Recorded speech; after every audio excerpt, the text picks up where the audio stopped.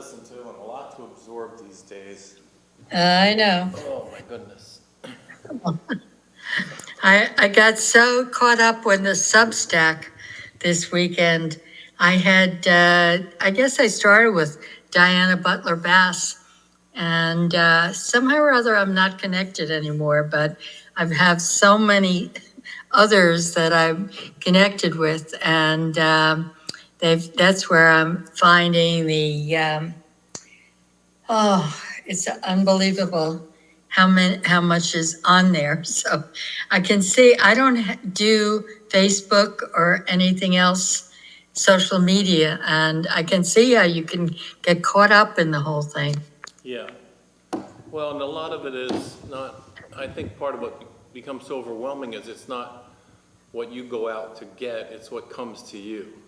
Right, So right. it's just, it's scrolling. Which is scary that they know what you want.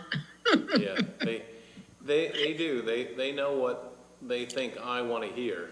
And that, Right. I don't know, that's just disturbing to me. Even if it is something that I want to hear, it makes me mistrust everything that I hear. Right, right. I know. There's Debbie. Okay. Hello. Hello. Hello.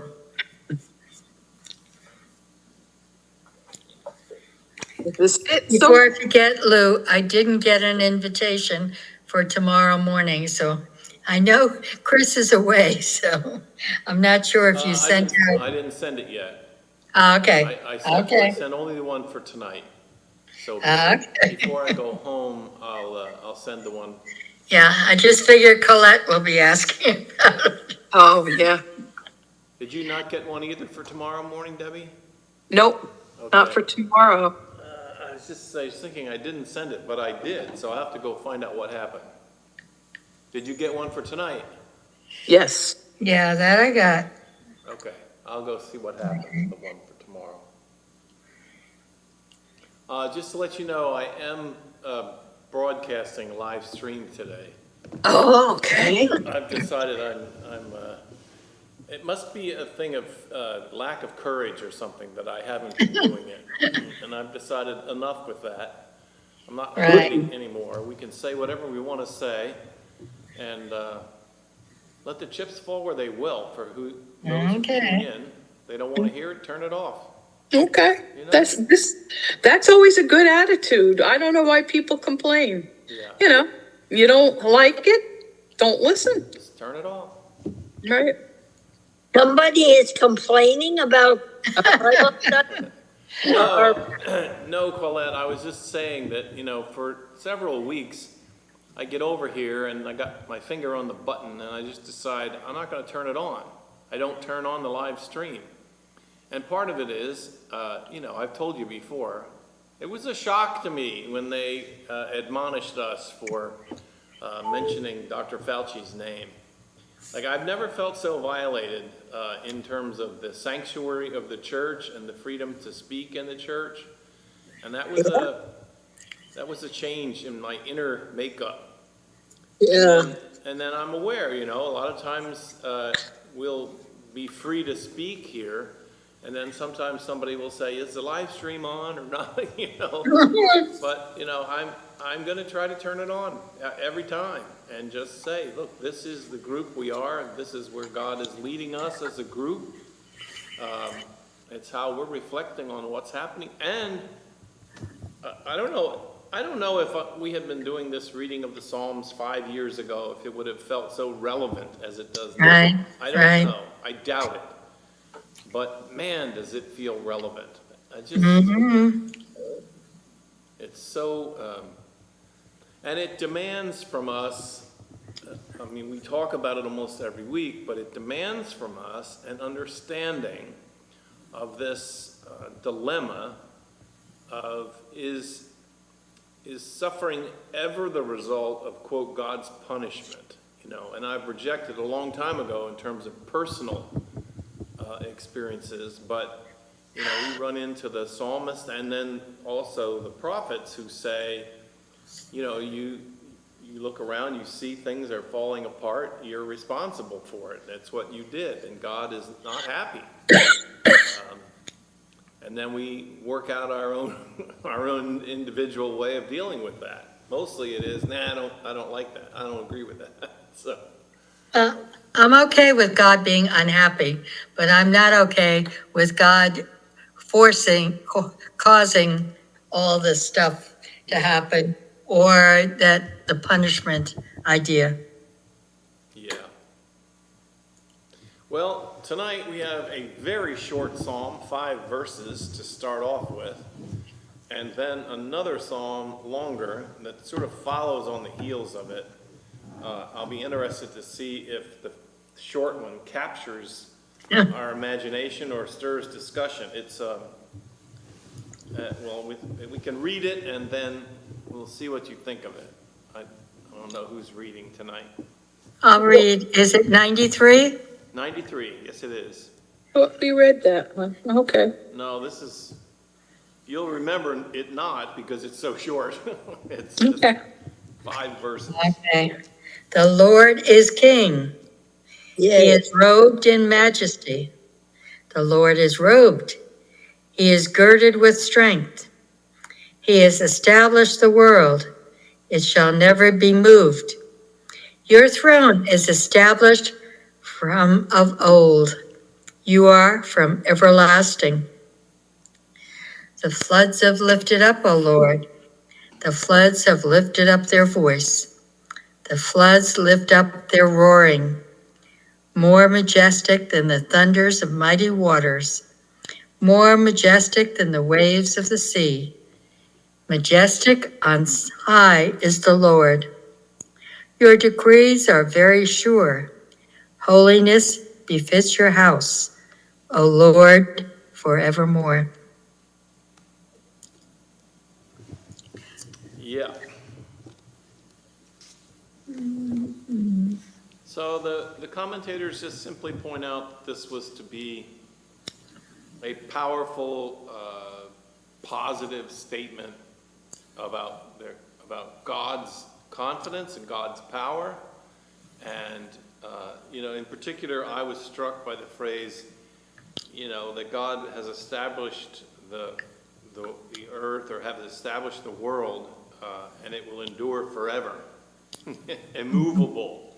The world is immovable. And I think, I don't live that way anymore. I don't live with that confidence. I guess I have to admit that I am, and we all are, of a generation of life where we understand that human beings have the ability to destroy the earth entirely.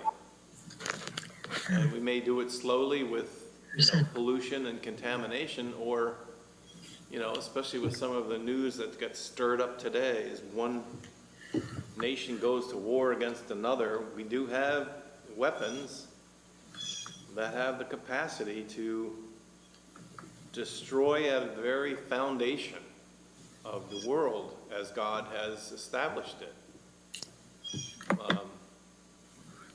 So I'm all in favor of what the psalm claims. I want to join in the acclamation of God. In the Presbyterian Church, we used to say, I forget what it was, at the end of some litany, world without end. Amen, amen. And I always would hear that and go, really? Is the world without end? Will that be the truth going forward? I want to rest in the knowledge of that. I want to believe that God and God's power, which is love and grace, will endure whatever comes, and that the foundations of the world are set and fixed and will endure against all of that. But that's not really how I think. I don't know, the world and life seems a little more fragile to me. What about you? What I heard this evening on the PBS News, it's not too comfortable. You heard what? I said, it's not too comfortable. Doesn't make till there's a world without end. Yeah.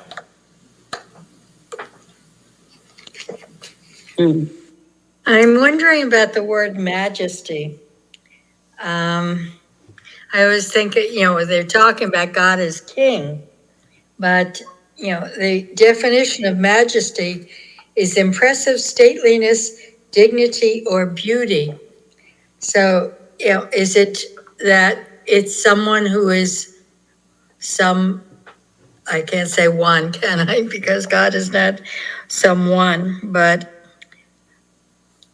it is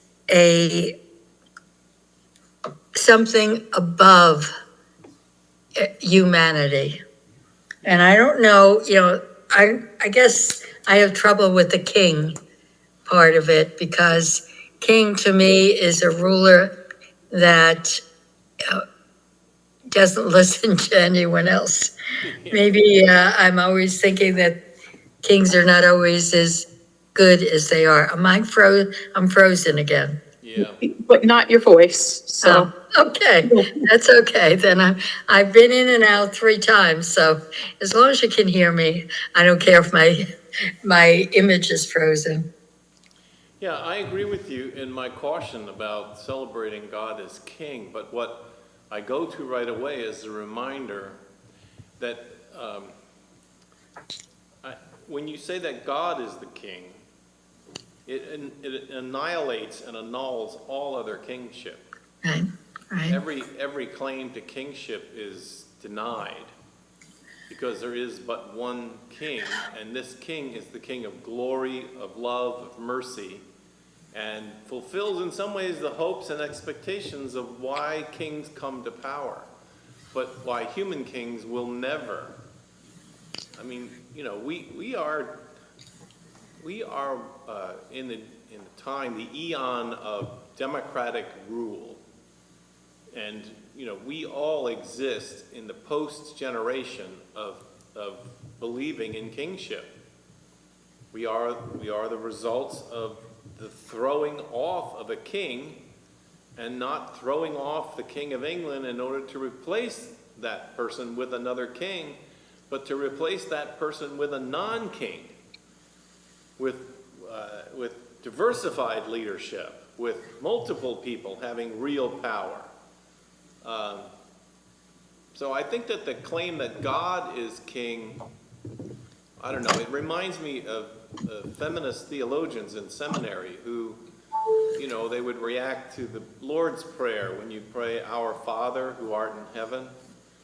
But what they told us was that in the first century, that prayer that came from Jesus, the feminists, the womanists in their time were the ones who prayed that the loudest. And they would say, "Our Father who art in heaven," to defy their earthly fathers and to remind their earthly fathers that they have no power over them. So they would lift up the idea of father, but they would apply that to God, who was their benevolent father, the one who loved them and cared for them, rather than an earthly father who was lording over them and bossing them around, or whatever you want to say. Now, I don't know if that connects on this issue of king or not, but for me it does. It's we have no, the crowd at Jesus' crucifixion said, "We have no king but Caesar," and the psalmists declare there is no king on this earth.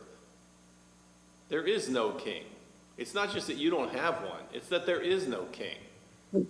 The only one who has the powers of king is the Lord of heaven, the King of kings, as they referred to him in the hymns, that were written during the Middle Ages. King of kings, Lord of lords, above and beyond human beings who claim to have that authority over us. But if it's written in this day and age, it might have been a president. Yeah. Yeah. But see, there was no choices there. The ruling class kings, so they didn't have forethought. Yeah, and I don't know, I'm sure there've been 10 million things said about this particular president, but I think this president is the unpresident. He is the non-president. Anything that there is or was about being a president, he is not it. No, And I agree. he's proud of it. He's proud of that role, you know? This is the throwing off of presidency. This is not, he's looked around in the world and he has seen the power of dictators, and he thinks that the power of the president is not enough. It just will never do. And so he is trying to elevate this office, that he will next, he's changed the name of the Gulf of Mexico, and he's trying to do all these other radical things. Next, he'll be changing the office that he serves in, the name of the office. He'll be changing it because the word president is not strong enough. It's not. Yeah, well, good luck on that. Yeah. The word king here doesn't really bother me. I look at it as the spirit that's above all else, the moving force in the universe. Right. And because human beings are limited by speech, and especially gendered speech, it's a substitutionary word for something even way beyond what we on earth feel is a kingly role. It's beyond that. But it's a piece of poetry, and it suffices, I think. Yeah, I agree. I tend to agree. I think that it is the limit of human language. Hello, Judy. Hello. Hi. Hello. Hello. Happy to be here. Barbara, are you still with us? Yes, I am. Can you hear me? Yep. Hi, Bob. I've been in and out trying. Now I have no picture, but at least as long as I have the voice, Yeah, I'm trying to unfreeze myself and it didn't work. I had a question about the floods have lifted up, oh Lord. Yeah. The floods have lifted up their voice. Yeah. The floods lift up their roaring. What does the floods represent in that? Well, the commentators are of two opinions on it. The one school says that the floods, for the people in the ancient times, tumultuous floods were seen as chaos. That, it was the defiance of the orderliness of creation. And that if you've ever experienced anywhere near a flood, you feel that sense that within the earth itself there is the orderliness and then the power to destroy all that is orderly. And I think here the psalmist is simply trying to say that even in the most chaotic, when the earth is its most destructive, when the flood waters come and they rage and they roll and it looks like that's it, it's the end of the world, that God's power, God's sovereignty is still there, it's still working. And when the flood is gone, you'll still hear and feel the power of God's creative order over top of it. Now, another series of commentators say that the floods represent invading armies. The floods the words of floods represent what it feels like when hordes of armies or hordes of neighboring tribes come raiding into a village. And again, chaos is threatened, or chaos is at the door knocking. And this psalm is intended to say, in every word that it can, there is nothing that is high or low or east or west or in or out or anything that is stronger than the power of God. And that's why it's claiming this majesty of God, in the majesty of God's creation. And that it will stand anything. It will withstand all things, which I think is something to think about for us in the present time when, there are real threats, real threats. The waters are rising. around a lot of things that I think, threaten to destroy us. Luther wrote that line in A Mighty Fortress is Our God. That the forces of destruction and evil or whatever will not, it may undo us, but it won't undo the power of God and God's majesty and power in the world. But I don't know. It's when the floods come raging and with their pounding, but greater than the roar of many waters, mighty waters. My translation, breakers of the sea, was the mighty one on high. What Psalm are we on? I'm sorry, Psalm 93. I'm sorry, Judy. No, that's right. From the beginning. Thank you. Thank you. I think of the flood waters as just, things continually happening. That not necessarily has to be water, but it's just we're flooded with everything that's going on, which I feel right now. Yeah, me too. And we do often use that word in that setting. I'm Right. just flooded with everything. Right? And some of that comes out of what is a flood. What is a flood really? It is raging chaos. Right? Now, one of the commentators wrote, and I don't know that we can hear it this way, but he says that, if you've ever heard a fanfare of trumpets, and it just surprises you, and they blast for a while, and they're just proclaiming with the trumpets. He said that the shortness of this psalm was to be like that in the liturgy of worship. The choir would get up and they would sing these words, and there would just be this overwhelming proclamation that God is more powerful than anything you're afraid of today. And that's why it was short.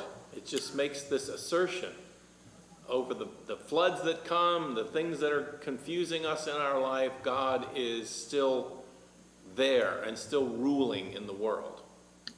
Again, to me, it's a good, I don't know. I kept thinking a couple of days ago or weeks ago, I love the demonstrations that took place. I love that the parade was a bust and that the soldiers in the parade did their own part in not playing into the idea of the goose-stepping, No, good soldiers that he wants. I love that. But it was schooling. I'm Yeah. feeling a lot of encouragement from that, because I know I don't want to admit it, but I have to say, deep in my heart, I am very troubled by what is going on in our world. Very troubled by it. And so I was just kind of coming out of it feeling like, you know what?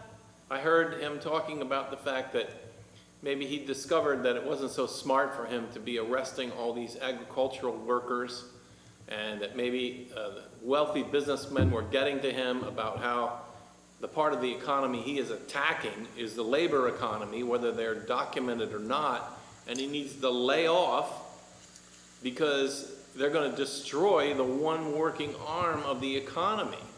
And then I read some of the stuff that came out of the farm workers unions in Florida that Barbara's been sending around, and I start to feel up, and then Israel declares that it is going to now finally conquer and take over until surrender Iran. Well, Iran, Israel didn't say that so much as stupid man just said that. Yeah, He said we.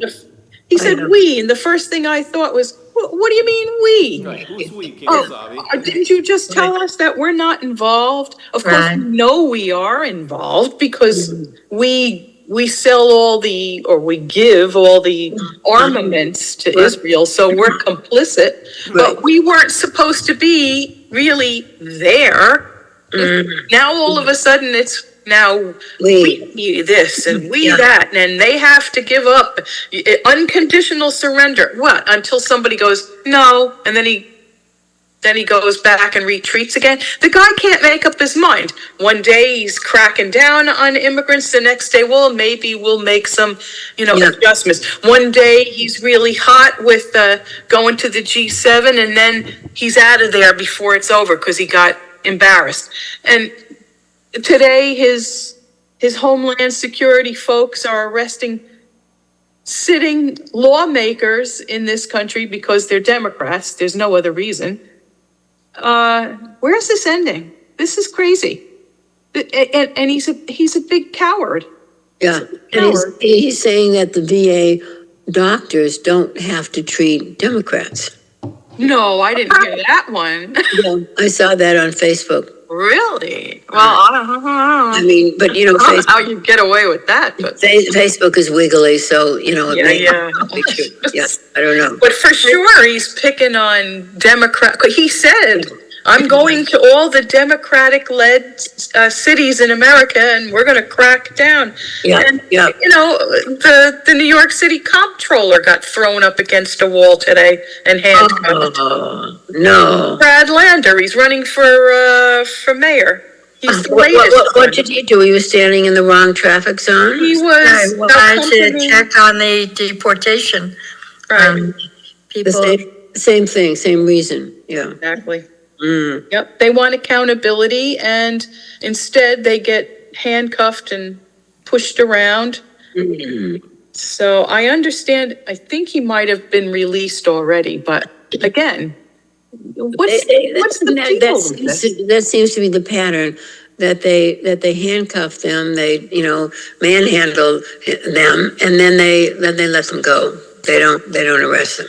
But the message it sends is, we can do all kinds of violence Right. to our political enemies, Right. including shooting and killing them. Yeah. I mean, this is crazy. Yeah. I mean, another layer of my growing internal anxiety was brought on. They did the news reporting on NPR was reporting on the deep dive investigation into the shooter in the background and the campaign of what this man was about. And he's the closest I've heard to, I mean, his motivation was evangelical Christianity. He was on a mission from God, and he's not alone in evidently in the growing movement, which we hear about from time to time. But many of them, I've often thought, were just, crazy people. But this guy's part of a growing movement in the Christian church, the evangelical Christian church, quasi-charismatic movements that believe that God actually has prophets who are alive and well in the world today. And who are speaking through those prophets, and then the people are to do what God is telling them in the voice of the prophets. Like that. Well, those people have been around before. Look at John Brown before the Civil War. Yeah, I mean, he had a mission from God too. yeah. But- and I know they've been there, but we've always been able to think of them as more fringe. And what they were saying was that in the investigations that are going on now, they're seeing this guy who has always been very fringe, the guy that committed the murders, but that he is actually now part of a much larger moving towards center movement of people who agree. Democrats are soon going to be shot on the streets. They were shot in their homes. Yeah, Why they were not? shot in their home. That's right. And the big issue, they said, for this guy was the absolute intolerance of abortion. Right. And those folks have been around too, because look at all the doctors that were shot and killed, Right. a decade or two ago. Those, Yeah. yeah. So, The thoughts about But- abortion but the difference here, I think, is when the folks that are high up in the Republican hierarchy are seemingly giving there's no admonishment for this kind of activity. Instead, it's almost like it's encouraged. Yeah. What did Trump what did did when, Lee say, Mike Lee?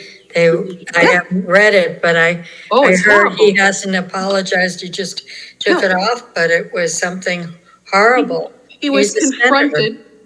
confronted by a number of Democrats, colleagues in the Senate, and especially Jen, what's her name, from Minnesota, stood in front of him and said, "This was my friend, and what you put online was horrific." And he did take his comments down, but no apologies were made. Right, No. right.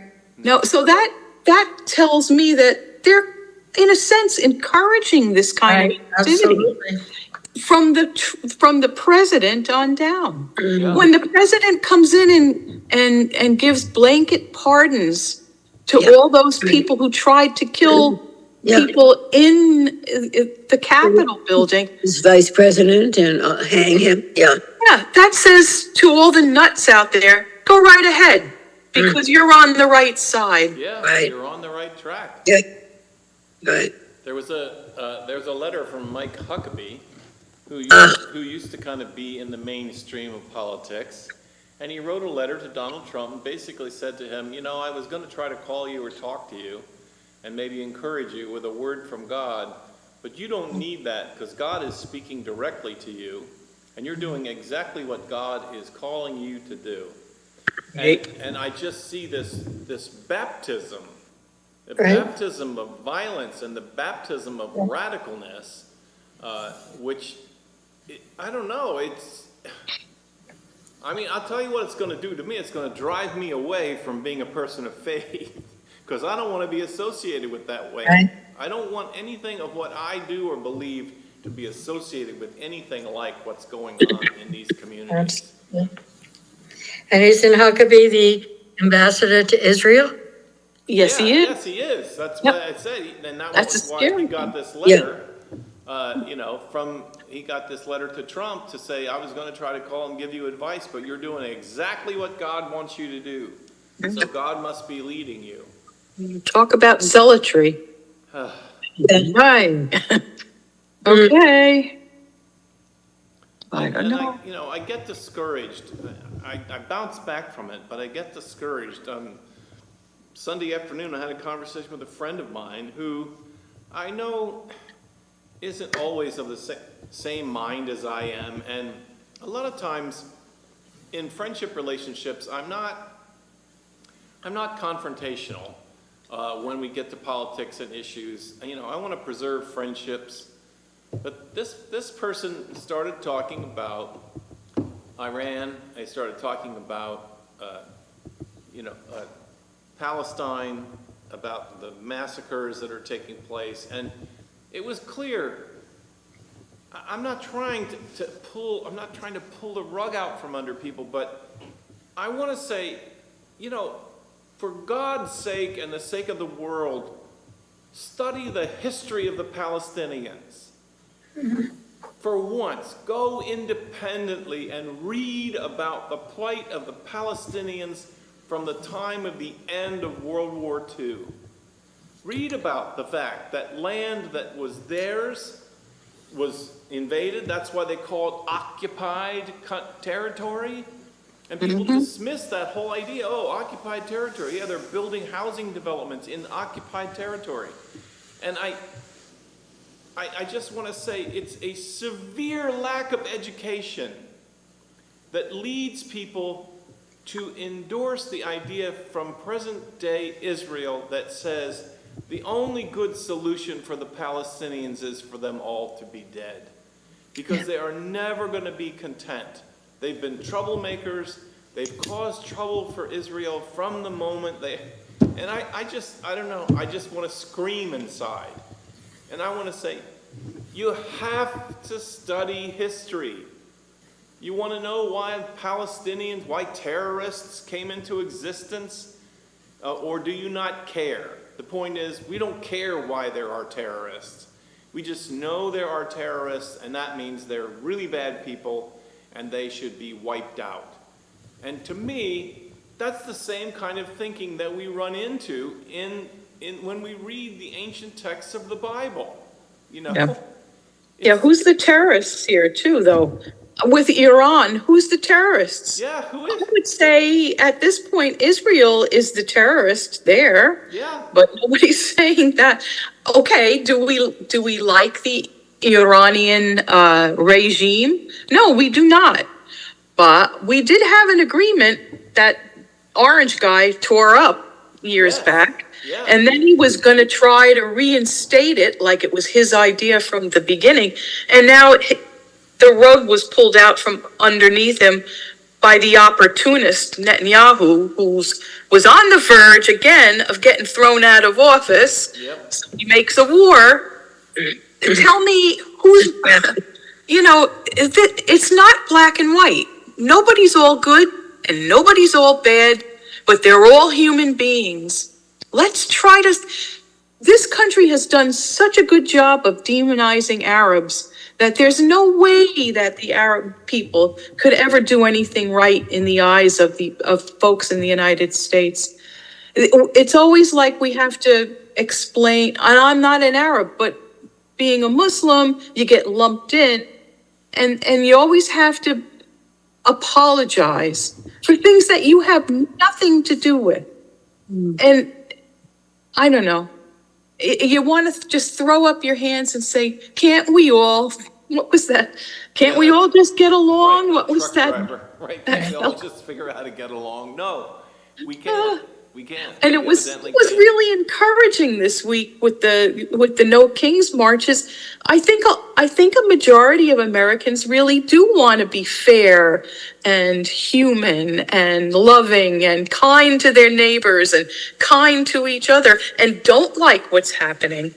But we've got to get some power back to overcome that. Well, the only one who's really stepped up so far is Newsom, who said, okay, arrest me. Right. Yeah. And interestingly, they backed down. They haven't arrested him anyway. Well, that may Yeah. yeah. I tying it in with the ancient world, that's very like. I mean, there's been despots throughout history. Mm-hmm. How do we overcome that? Mm-hmm. They rise and they fall, and they're always arrogant. And they're always the same. They just have different names and different costumes, and different accents. But they're all the same. Maybe that's why we really don't like to call God a king, because we, like Lou said before, we equate them with, human kings, Right. which never turn out to be real cool. So, Yeah. Yeah, and the celebrating the majesty and the kingship of God in the realms of heaven reduces everything and anyone who's ever claimed to be a king.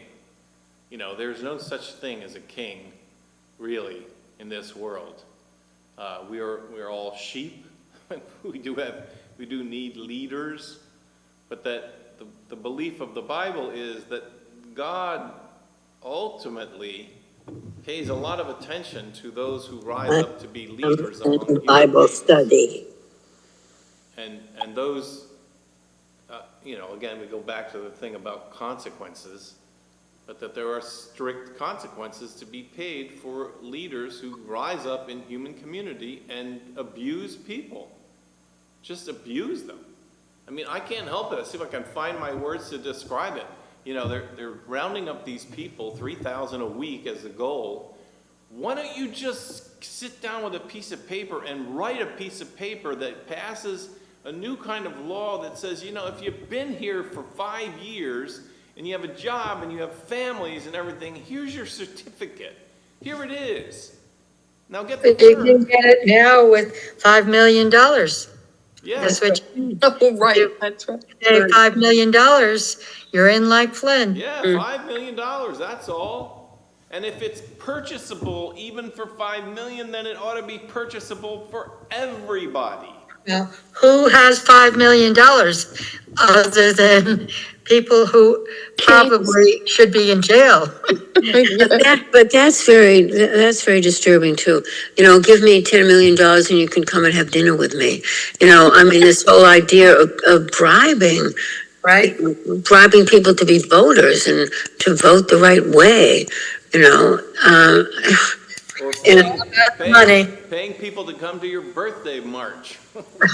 that's right. He did, didn't he? And he did do well. Now he's got, now that the family has a new enterprise, it's cell phones. The phones, Oh, that's right. Trump phones. Yeah. Trump phones. Do you know, I shudder to think what's going to be loaded into them. Ugh. They already know everything about us. How much more can they track you and, you know? Yeah. Oh, anyway. Oh, boy. It seems as though they're really, I keep wishing and wondering, there's, why isn't there an underground movement? I mean, you know, during World War II, I keep thinking about the Vichy regime and General de Gaulle, and, you know, I don't know why. And I keep thinking, why isn't there some kind of underground? Why isn't there, I mean, it seems as though the only way, and I hope I'm wrong, would be a military coup. And one of the generals last night, again, I think it was on, I think it was real, Mark Milley, or anyway, one of the generals said, you know, we have given our oath to the Constitution, not to one man, and something to the effect that there was a hint of consequence. That if this continued, you know, his trying to use the military, that the military would not only object, but that the military would respond, you know, in a very different way. I don't know. It was kind of. I felt good after listening to him. I think that possibility is there, but I think even if, let's see what I can try to say. To me, if the military organizes or finds a way to say no to the president, and this is to your point about longing for somebody from some corner to hold this guy accountable, I don't think we're ready for what's going to happen to our way of life if that takes place. Well, I agree. We're not prepared. You know, the resistance of the military, you know, in countries where that happens, the military appoints the new leader. Right. Exactly. You know. It never works out well. No, it does not. No, it doesn't, except it was interesting that this was really the first time that it was a very soft rebuke to Trump in the way that they were dressed. They were not, and they, you know. They didn't march in time either. They didn't. You notice. They strolled. Right. They waved. That's right. And that the guy had a drone, you know, a toy drone or something in his hand. And, but I thought that was kind And of. the tanks squeaked. Did you? Yeah. I mean, if it was a caricature of a march, you know, Right. they had all the elements of that. So, you know, I thought, that's kind of that's interesting. It's beginning. Did you know? I mean, in addition to their just strolling, they were not dressed. I mean, they, you know, and then they contrasted that with the Chinese march and how, you know, appropriate and how buttoned up they were, and the Russians and so forth. And here are these guys in their fatigues, you know, just. Well, that's kind of how our military dresses every day. It's not, they weren't going to be in their dress uniforms, although they did have different eras were represented by different. Yeah. Uniforms. Some of them wore little hats, little. Right. Yeah. But it's Washington in June. I mean, if you're in your dress uniform, that'd be a little toasty. I don't know. Americans aren't going to stand. Not even the soldiers are going to stand for that. Come on, they don't like parades. Our weather has been so cold. It was, Actually, yeah. it wasn't that warm even in Washington. Mm. Lou, have you dared to read the next psalm? Yes, I have. Let's do it. Okay, we're gonna do a 180, right? No, not necessarily. No. This follows, this psalm, in fact, the scholars are saying that Psalm 93 and 94 belong together. Yeah. And that in some ways, 92, 93, 94, and 95 may have always served as a kind of bound booklet for the point that they try to make. So let's do it. Let's read Psalm 94. 23. You're ready for it? Yep. Which one, where do we start, which one? 94. 94. Okay. O Lord, you God of vengeance, you God of vengeance, shine forth. Rise up, O judge of the earth. Give to the proud what they deserve. O Lord, how long shall the wicked exult? They pour out their arrogant words. All the evildoers boast. They crush your people, O Lord, and afflict your heritage. They kill the widow and the stranger. They murder the orphan. And they say, the Lord does not see. The God of Jacob does not perceive. Understand, O dullest of the people, fools, when will you be wise?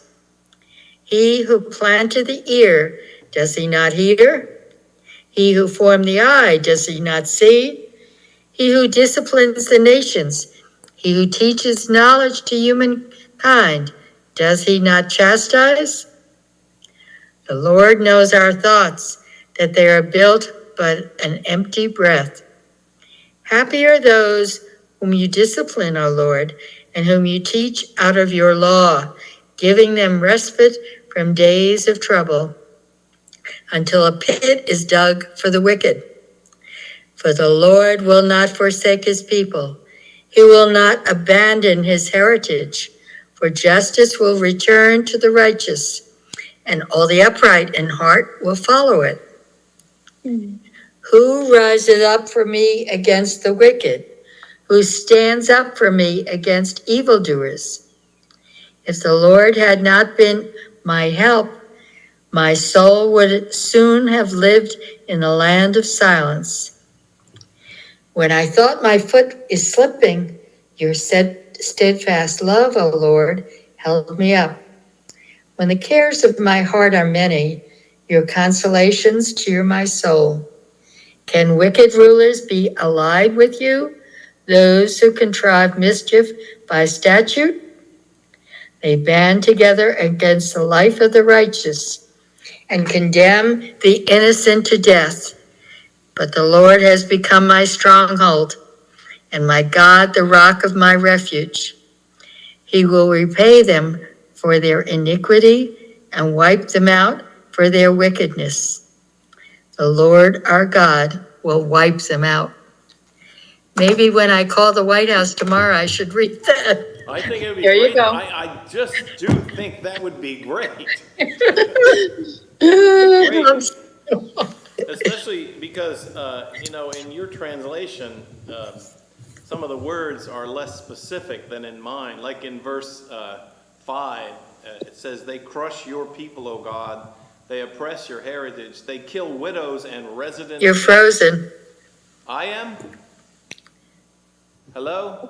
Can you No, hear me? you're okay now. Oh no. Am You're I okay here? now.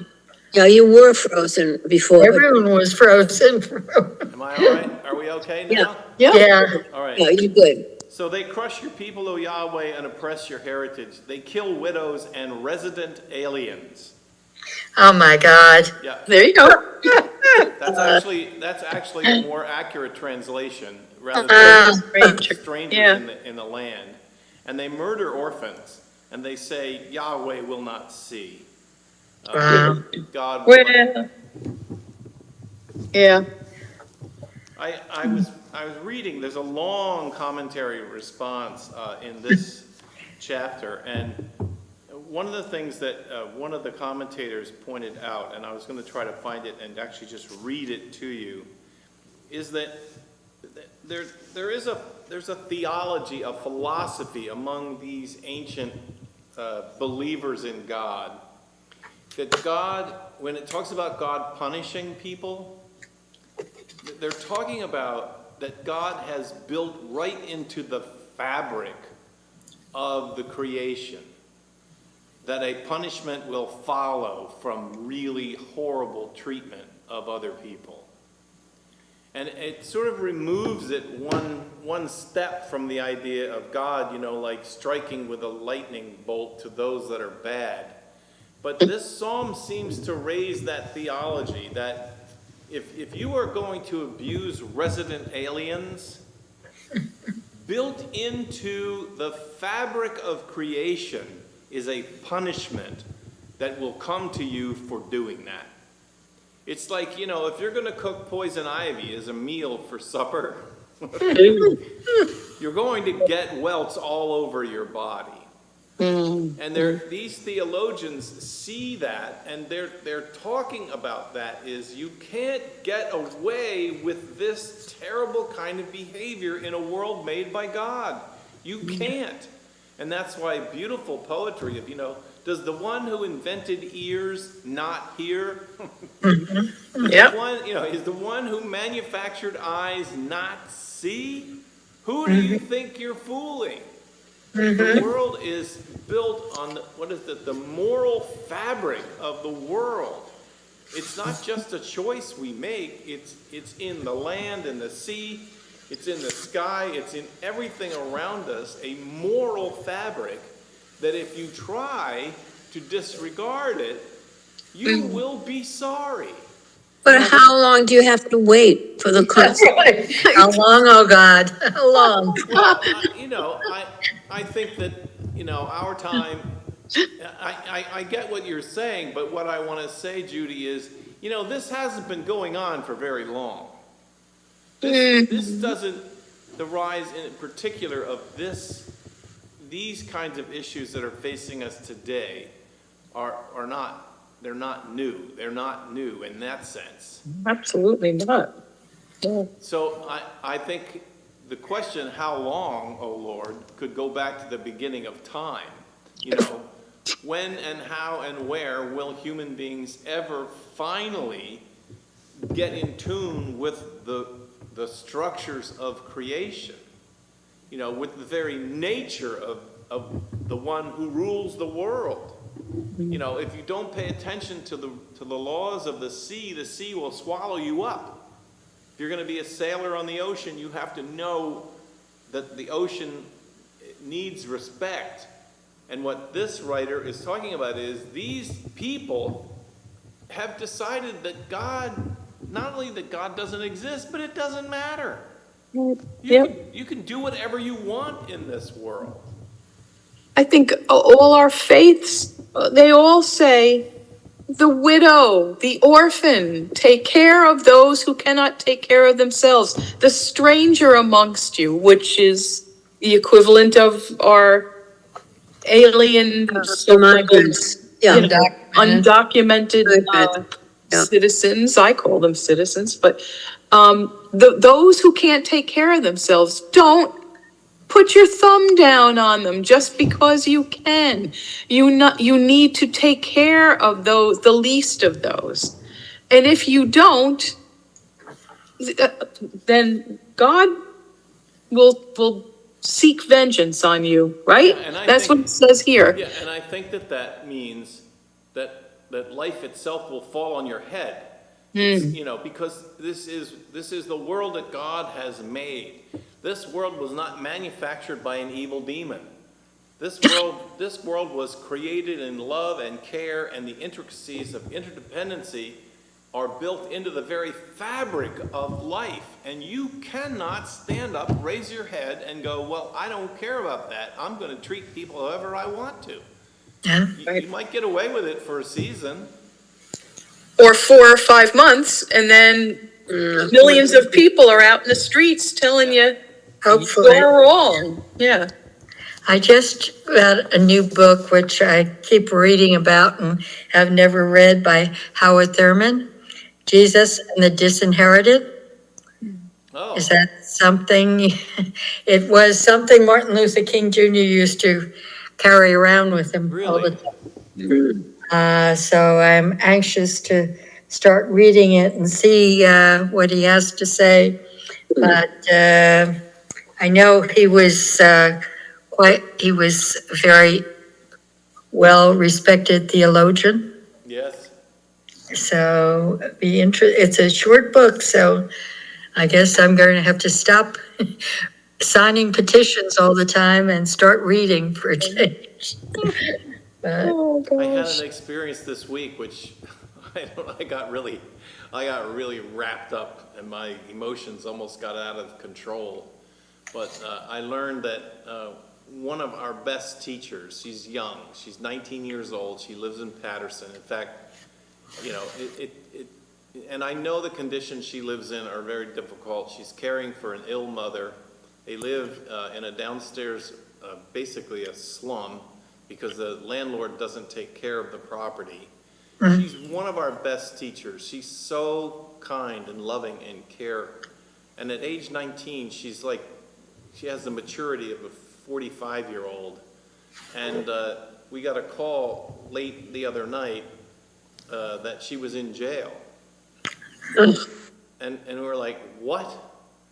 Well, the story came out that her mother and her live in the downstairs apartment, and the upstairs apartment is a tenant, a group of people that the landlord has been trying to evict for over a year. And they are abusive people. They are loud and they get confrontational to her and her mother. And an incident took place the other night where this tenant got in the mother's face and said, you know, that they were sick of her and they were going to get a gun and they were going to come after her and her daughter. Anyway, her daughter heard this confrontation, came out of the house, got between them and her mother, and she had a can of pepper spray. And she sprayed this tenant with the pepper spray, and the tenant called the police. And so, in spite of everything that had happened, as she describes it, it was so bizarre. They have it all on video, the threats to them and all the rest of it. But there's one middle-aged white cop who made the decision right there that when they were there that they were going to arrest her. They're going to arrest her because she was assault, you know, with a whatever. Well, they didn't know, I guess, the rest of the story, and she is the aggressor with a weapon. Right. So But the thing yeah. is, there were two female cops that were there with this guy. Yeah. And they were pleading with him Not to do it. not to do this. Right. They kept saying, she is the victim here. Why are you arresting her? And he would not hear them at all. He insisted that she's the culprit, she's the one that caused the problem, she did, you know. So I'm gonna come out of my skin. And so I talked to her. She was in jail till about, 5:30 in the morning. She finally got sprung, and then she was there. She was our opener for preschool. She made it in time. Having spent the night in jail, she came to the school and was there for the kids. So I went down and I talked with her, and I said, you know, what's going to happen? She goes, well, I don't know. My case is going to go to Superior Court because it's, you know, assault with a deadly weapon or whatever. And I said, do you have a lawyer? And she said, well, I don't know yet. She said, I have a cousin, you know, who are going to try to, and I was just overwhelmed, you know, and I said, listen, I'm going to tell you something right now.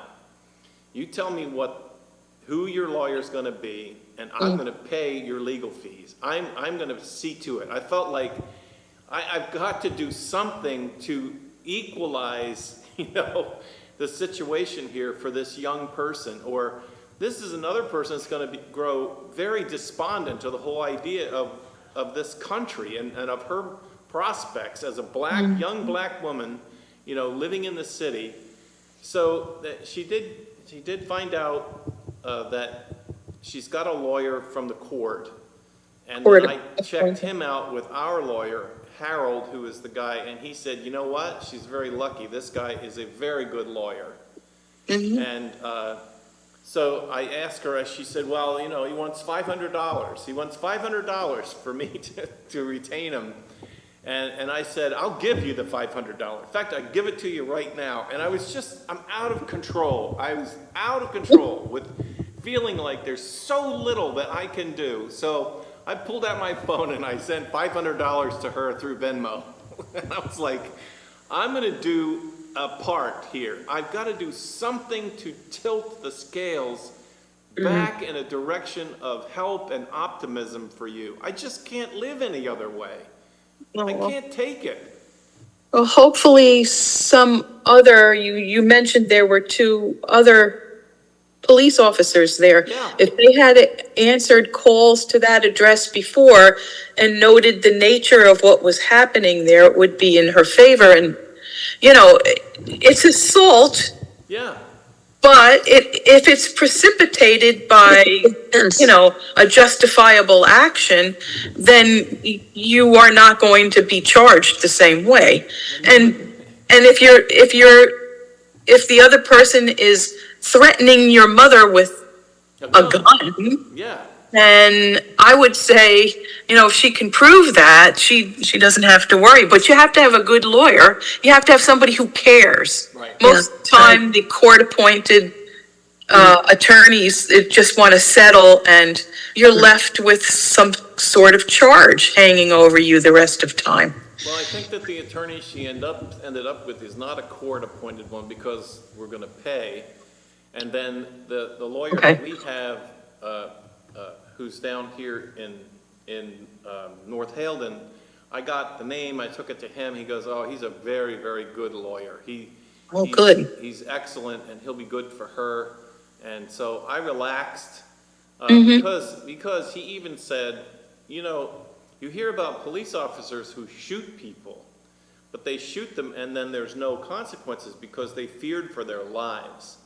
And so if that young girl and her mother were afraid for their life, and they can document that, that makes a difference in terms of what they did. Absolutely. But this group upstairs is incorrigible. They were evicted last year, and the landlord cannot remove them from the house, cannot get them out. Why? Because of the laws in New Jersey protect tenants from being evicted. They do. Right. It's hard to get somebody evicted, especially if they are paying rent. Yeah. It's hard to get somebody out. Yep. So anyway, that's my little spiel that comes up. You know, in the middle of this thing of, you know, God, when and how and where does justice actually get carried out? Right. Instead of a young 19-year-old girl getting sucked into the system of believing that there's no justice in this world, there's nothing. If she had to go to court and this charge stuck, she could be in jail for 5 years. Not to mention what it will do to the rest of her life. That's all hanging over your head. Mother. I don't know. So yeah, Judy, to your question, how long, God? You know, how long do we have to wait to see justice realized in our lives? And I suppose it happens every day in small ways. Well, it did, I think, a little bit. There was some humor maybe that God had when there was some rain on his parade. He claimed there was no rain. That was his big claim to fame. He said, it didn't rain. It was supposed to rain, and it didn't rain. Maybe that's what kept a lot of people away. I don't know. Whatever. The arrogance of the guy is like beyond, it's like superhuman arrogance. There's nothing like him in the entire world. When he saw Netanyahu, you know, getting it over on Iran, then he decided he wanted to be a part of it. Yeah. When the day before he was claiming, we're not getting involved there. And then, well, maybe that would be good. His parade was a flop, so why not try and look like a strong man? Right. He does things so impulsively without any thought. Do you know how dangerous that is for not just our country, but for the rest of the world? Right. Well, soon, if it hasn't already happened, soon he will be discounted and that no one will listen to a single thing he says. They're starting to, You know, do that. I think Yeah. our allied nations already feel that way about him. No, Like, absolutely. they don't care that he left the conference in Canada. They don't care. I think they were happy. Probably happy. Exactly.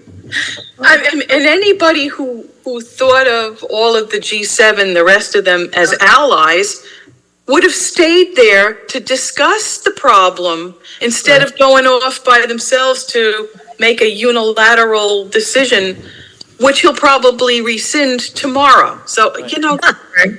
Yeah, But when you say how long too, I think of the African Americans in 1619, so it's 500 years and they're still waiting. Yeah, How that's long right. about- How long?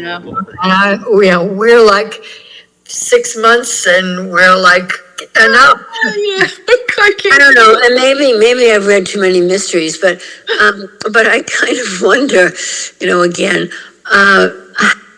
I wonder, isn't there anybody in that cabinet, maybe not in that cabinet, but somebody in the very surrounding him, that, I could put a bomb in his suitcase. like the day of the jackal, or, Yeah. just kind of, as I say, I'm reading too many mysteries, but, you just look for different, I don't look for that kind of stuff, but I know, but Yeah. that's, they tried it with Hitler and it didn't work. no, it didn't work, I know, I read that too, I know. Right. It wasn't good. I don't know. I did hear though that, what's her dude? No. Homeland Security. She was rushed to the hospital. Oh, when? And God help me, I was actually like, ooh. You mean Forgive me. today? That She happened had some today? kind of an allergic reaction to something, that's all. But it was, today. Oh, And I thought maybe she got scared. well, it's not Maybe the- God did something and scared the heck out of her, but no, I don't know. But that's terrible. God forgive me, really. I was like actually encouraged that she was ill. Yeah, Not what I want to do. That is not the way I want to be. I think that we forget sometimes. But it's so hard to be kind when people are so horrible to everyone else. Yeah. But, we're not going to get it by being mean to others, that's for sure. That's not going to answer our hopes and dreams, that's for sure. I think that that's true in ways that we don't really fully understand. Like, you think about all these Democratic and independent congressmen in the Senate and the House, and we think, why aren't they doing more? But, they have, many of them have been there for a while, and they know the lure of thinking that the way to resolve this is through some outstanding act, that's going to maybe put this to bed, and they know better. They are deep in the experience of political debate and being around people who they severely disagree with, but needing to keep their head, remaining calm, go into hearings, ask questions, be persistent. These are the people who believe in the democratic process. They believe in it, and we shouldn't be longing for people who don't believe in it, who want to, do something out of the ordinary, and, because those aren't the people we want to come to power. Right? Exactly. We want the people who are going to be long-suffering, who are going to continue to move in the ways that they can. That's why I think, Barbara, your model is wonderful. Call the White House, even though it feels like it's not doing it. This is what these senators and these representatives are tooled on the idea. This is how we win in this country. This is how we win. We have to believe in a process of discussion and debate and voting and amending and coming back and doing the work. I mean, I think there's a tremendous effort that is being made, especially on this big, fat, ugly bill, you know, because there's so much effort to hide what's in it. There's so much effort. And so these people are working day and night to scour through this and get out to the public what's in it. Even get out to the senators, to the representatives who voted for it. Do you know what you voted for? Because I think a lot of them don't know. Yeah. And maybe they don't know because they don't want to know. They don't want to be on the firing line in the face of this ruthless person without a conscience. But that's the scary part too. They have two choices, right? They can support Trump and retain their jobs, or they can vote against Trump. And then thugs might come to their homes and threaten their families because the addresses are given out. So, you know, they're sitting there looking at this bill, which, you know, has 1,000 pages, not knowing what is in it. And what is it that, you know, how do they make their decision? What do they do? It seems almost as though they have to give up their souls if they vote for Trump. Yeah. But then they're protecting themselves and their family. And if they don't, well then, you know, there are consequences they're afraid of. I say go back to practicing law. Just get out of politics. I mean, there's alternatives, You yep. know, these are not people that if they, you know, if they lose an election, they're going to be on the street homeless. They're not. They're well educated. They have a lot of options in life, and that's why I want to say to them, for goodness sake, grow a spine. You know, this is not what you believe. I am confident. You know, and the other thing is organize the revival of the real Republican Party. You know, the Republican Party had an alternative view. They had another view, and it was reasonable, and it won elections sometimes. But this is not that. This is just, you know, the bullies have taken over, and, you know, and they're just scaring everybody. But then, of course, Elon Musk comes up with, why do we have a third party? The America Party. Right. Well, maybe he'll run and then the Republicans will have someone to worry about. Well, he can't run because he Well, that's wasn't right. born. Well, he Unless can they run want for to change president. that, you know, they want to change everything else. Mm-hmm. Because when Arnold Schwarzenegger, people were saying, oh, let Arnold, and he couldn't because he was born in Germany. You have to be born here let's keep that at least because it would keep a few of these whack doodles out of the office. Saving. Oh, gosh. All right, my friends, it was a lively conversation, and I think the psalmist had something to do with that. Oh, yes. Things don't change, do they? That's fine. And as Judy says, how long do we have to wait? Oh, God. Right. How long? It's only been a few thousand years ago, so. Right. That's true. It's a blink of an eye. Good night. Sleep well. Night. Bye. Take care. Good night. Night. Good night. Been online. It was a Night. pleasure to be with you tonight, and we will be back live tomorrow with the Wednesday study. Oh, by the way, my grandson's wife in California was waiting for her greeting card, and they went to the place today, and we've all been holding our breath that they wouldn't be taken away. Oh, yes. But they joyously called me and said they got it, and so now they can travel. They'll come and Oh, fabulous.